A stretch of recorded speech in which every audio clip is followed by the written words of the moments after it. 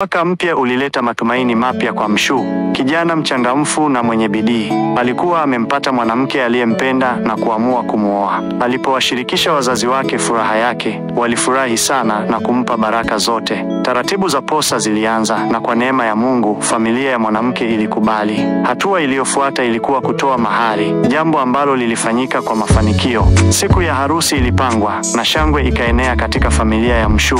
Maandalizi ya harusi yalianza kwa kasi. Familia ya Mshu ilinunua vitu mbalimbali, ikiwa ni pamoja na michere, mapambo ya bwana harusi na unga kwa ajili ya kutengeneza maandazi kwa majirani. Kila kitu kilikuwa kikienda sawa na furaha ya Mshu ilikuwa isiyoelezeka. Alikuwa akisubiri kwa hamu siku ambayo angekuwa na mke wake mpendwa.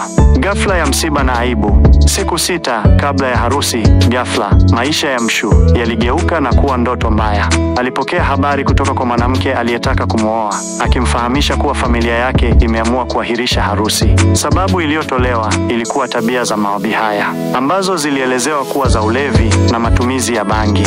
Mshu alishtuka na kuhuzunika sana, akijua kuwa madai hayo hayakuwa ya kweli. Familia ya Mshu ilipata aibu kubwa. Walihangaika kukabiliana na maneno ya watu na kujaribu kuelewa ni nini kilitokea. Baada ya uchunguzi, waligundua kuwa mtu fulani alikuwa amewafitinisha kwa familia ya mwanamke, akitoa taarifa za uongo kuhusu Mshu.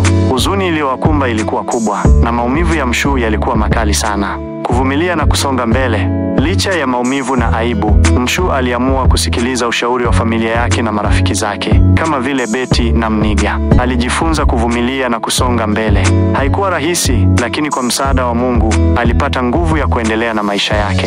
Alijikita katika kazi zake, akitafuta riziki yake kwa bidii. Mafunzo. Kisa hiki cha Mshu kinatufundisha mambo mengi. Uvumilivu. Mstari walionyesha uvumilivu mkubwa katika kukabiliana na changamoto hii. Umuhimu wa familia na marafiki. Mstari wa msaada kutoka kwa familia na marafiki ulikuwa muhimu katika kumsaidia Mshu kupitia kipindi hiki kigumu. Madhara ya uongo. Mstari wa uongo unaweza kusababisha madhara makubwa kwa maisha ya watu. Nguvu ya kusonga mbele. Mstari wa licha ya maumivu, ni muhimu kusonga mbele na kuendelea na maisha. Kisa hiki ni ukumbusho kuwa maisha yanaweza kuwa na mshangao usiotarajiwa, lakini kwa uvumilivu na imani tunaweza kushinda changamoto zote. Na hivyo ndivyo ilivyokuwa hadithi ya Mtu Yeyotu, kijana mchapakazi na mwenye heshima kutoka Donge, njia ya Mtoni. Hadithi hii ni ukumbusho wa changamoto za maisha, nguvu ya uvumilivu na umuhimu wa upendo na uaminifu. Tunaamini hadithi hii imewagusa mioyo yenu na kuwapa somo muhimu kuhusu maisha. Tunawashukuru sana kwa kutusikiliza na kwa kuungana nasi katika safari hii ya kuelewa maisha ya Mshu. Tunatumai kuwa hadithi hii itakuwa chanzo cha faraja na msukumo kwa wale wote wanaopitia changamoto kama za Mleshu. Kumbukeni, hata katika nyakati ngumu, daima kuna matumaini na nguvu ya kuendelea. Asanteni sana kwa kuwa pamoja nasi.